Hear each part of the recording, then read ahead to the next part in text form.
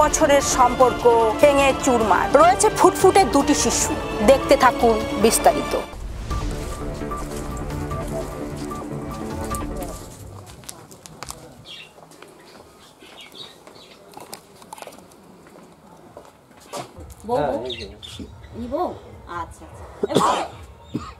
এদিকে এসো, তোমার সঙ্গে কথা বলতে, মায়ের সঙ্গে বাবার সঙ্গে সবার সঙ্গে কথা বলতে জায়গা করে দাও। আচ্ছা তুমি এখানে বসো। বলছি যে এই তোমার কি হয়, হাজব্যান্ড তো? হাজব্যান্ড তো তো মেয়েটা কোথায়? বাচ্চা মেয়েটা? ওই মেয়ে, এটা মেয়ে? এটা তোমার মেয়ে? ওরে বাবা, এত বড় হয়ে গেছে। তো তুমি এখানে কত বছর আছো? 1 বছর। 1 বছর। তো এখানে পড়ে আছো কেন? এখানে পড়ে আছি আমার কপালটাই। কপালটাই? তো স্বামী তো নিতে এসছে। স্বামী নিতে এসছে, আমরা দিদিরা নিতে এসছি। তুমি স্বামীর সঙ্গে যাবে? ন্যায় অন্যায় দুজনকেই আমরা দেখবো। মিথ্যের ভেতরে আমি বসবাস করতে চাই না। যে মানুষটাকে নিয়ে সংসার করবো সে যদি টোটালি যদি মিথ্যাবাদী হয়, তার সঙ্গে কোনো সংসার। আমি 13 বছর সহ্য করি, 13 বছর সংসার করেছি। সংসারটাকে গুছিয়েছিলাম আমি সংসার করবো বলে। ভাঙার জন্য আমি সংসারে সবকিছু গুছাইনি। জিজ্ঞাসা করেন সামনে ওর বলছি, যখন আমাকে বিয়ে করে নিয়ে গিয়েছিল, আমাদের তো ওই টিনের ঘরটা এখন আপাতত দেখার মতো, ওদের সেটাও ছিল না। আমি সমস্ত কিছু করেছি, তারপর আমাকে সব ফেলে দিয়ে চলে আসতে হয়েছে। একটা মেয়ে 13 বছর সংসার করার পর এমনি জ্বালায় আসে না। ও বসে থাকবে, ওকে আমি বলি কিছু, আমার শাশুড়িরা আমার ছেলে সংসার করতে চাইলেও বৌমাকে বাড়ি ফিরিয়ে নিতে নারাজ ছেলের দাদা। দেখতে থাকুন বিস্তারিত। আমার ভাসুরের মুখের ভাষা কি জানেন?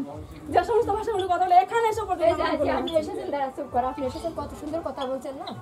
শুনেছেন তো সেই বাড়ি কি অবস্থা হতে পারে? এই যে আজকে আপনি যেরকম বাড়ি এসে কথা বলছেন, এইরকম যদি এসে কথাটা বলতেন, আমি সেই দিনকে মেয়ে গাড়িতে তুলে দিতাম। ও বেরিয়ে আসলো বাড়ির থেকে। আমার ভাইয়ের বউ মারা গিয়েছে। ও লোকের কাছে বলে আসলো আমার মা ভর্তি আছে হসপিটালে।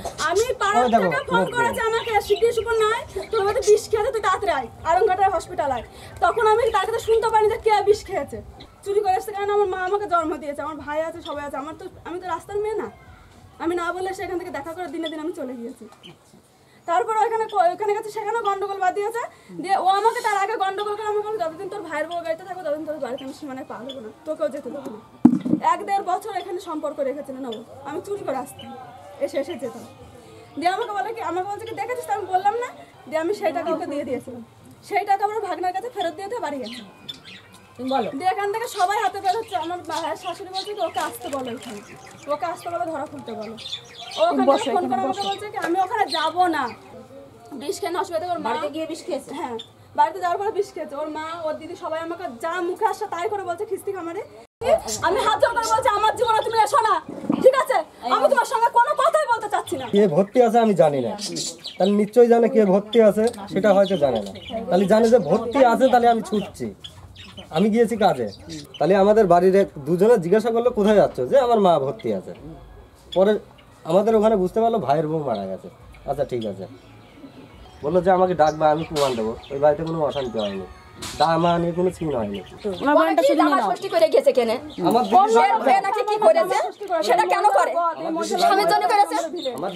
আমি বলছি না আমার মেয়ে ভালোর কথা, কিন্তু বলছি না সে যদি করেও থাকে আমার মরা বাড়িকে তার আমি ষষ্ঠী করতে পারি। দেখেন তোমার ছেলেরা আসছে আর আমার সে আসুক, সেখানে ষষ্ঠী করে গেছে আমার শাশুড়ি খাসির মাংস দিদি। আমার তো ওর বাড়ির পাশে লোক, ঘরের পাশের লোক, আমাদের কাছে তো কিছু শুনবেন নাকি শুনবেন না? আচ্ছা ঠিক আছে ম্যাডাম এদিকে শোনেন। এই সমস্যা নিয়ে এর আগেও আমরা এসেছিলাম। তারপরে এইখানকার এই ওয়ার্ডের যে পঞ্চায়েত সদস্য আছে, সদস্যা মানে মহিলা, সে মহিলা প্রেসিডেন্ট ছিল। আমরা আলোচনা করেছি দীর্ঘ সময়, আলোচনা করে নিয়ে তার কোনো সুরাহা করতে পারিনি। এখন ব্যাপার হচ্ছে বিয়েটা হয়েছে আপনার হিন্দু ধর্মীয় মতে, সামাজিক মতে, দুই পক্ষই দেখাশোনা করে। এবার তার দুটো সন্তান আছে, একটা মেয়ে একটা ছেলে। এখন ধরেন দুইজনের ভূত ভবিষ্যৎ আছে, আবেগে বহুত কিছু হয়। ওই ছেলেটা বোধহয় বিষও খেয়েছিল, তাই তো, মরণাপন্ন অবস্থায়। পরে যাই হোক ওর কপাল ভালো, ব্যাক করেছে। এবং আমরা গ্রাম্য সালিশ হিসেবে চেষ্টা করেছিলাম যেন আবার পুনরায় স্বামী স্ত্রীর সম্পর্কটা তৈরি হয় এবং ওদের ভবিষ্যৎ চিন্তা ভাবনা করি। কিন্তু এদের দুই পক্ষের যা কথাবার্তা, এই পক্ষের যা কথাবার্তা, সেই কথাবার্তাতে আমরা একটু চেষ্টা করি, কোনো ই করা গেল না। আপনারা করতে পারেন না, আমরা একটু চেষ্টা করি, আমরা একটু চেষ্টা করি। আমি পরক্ষণে শুনলাম যে কে এইবারে অসুস্থ হয়েছে, মানে বিষ নাকি খেয়েছে, সেই জন্য অসুস্থ হয়েছে। সেদিনে কোনো গন্ডগোল নেই, কিন্তু পরে এখন যখন না গিয়েছে তখন আস্তে আস্তে ধীরে ধীরে ধীরে গন্ডগোলটা চেপে উঠেছে। ঠিক আছে দাদা ভাই, আমরা একটু চেষ্টা করি, আপনারা পরে চলে যাচ্ছে কেন। এবার হচ্ছে কি পয়লা বৈশাখের মধ্যে আমার হাতে আমার শাশুড়ি 500 টাকা দিয়ে গেছিল আমার ছেলে মেয়েকে জামা প্যান্ট কেনার জন্য। 500 টাকা আমার হাতে দিয়ে গেছে, আদার্স কোনো নতুন কিছু কিনে নিয়ে এসেছিল না, পুরোনো জামা প্যান্ট নিয়ে এসেছিল। ওই যে বসে রয়েছেন আমার মাসি শাশুড়ি, উনি এখানে কমিক দিয়ে গেছে, 10,000 টাকা জিনিস এখানে দিয়ে গেছে। শাশুড়ির যন্ত্রণা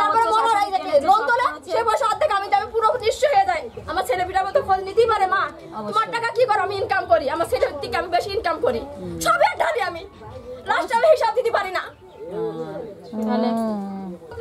আমার ভাইয়ের 19 বছর বয়সে আমার ভাইয়ের বউটা মারা গেল, 19 বছর বয়সে।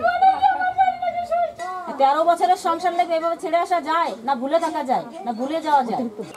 আমি ভাবি কি এরকম যে না মেয়েটা শোনো, দুজনকেই খাটতে হবে, ছেলে মেয়ে মানুষ করতে হলে তোমাদের দুজনকেই সমানে খাটতে হবে। তোমার একার রোজগারে ছেলে মেয়ে মানুষ হবে না, মেয়ের বিয়ে দেওয়া হবে না।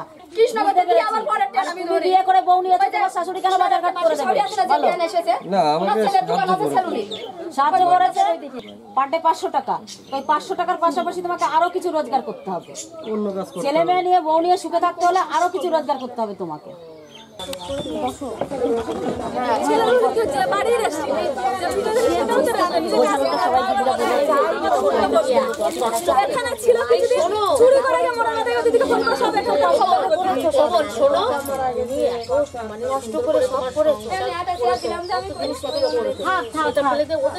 ছেলে মেয়ে থাকলে পরে আমার সামনে ছেলে মেয়ে থাকবে, যদি তোমার সঙ্গে পড়ে তখন কিন্তু তোমার অনেক কিছু পাবার আছে।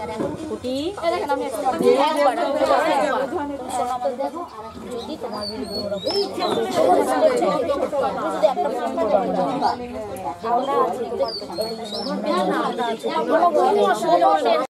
আগামী ভিডিওতে আপনারা দেখতে পাবেন 13-14 বছরের ভাঙা সংসার নবস্পর্শ মহিলা সমিতির উদ্যোগে কিভাবে জোড়া লাগানো হচ্ছে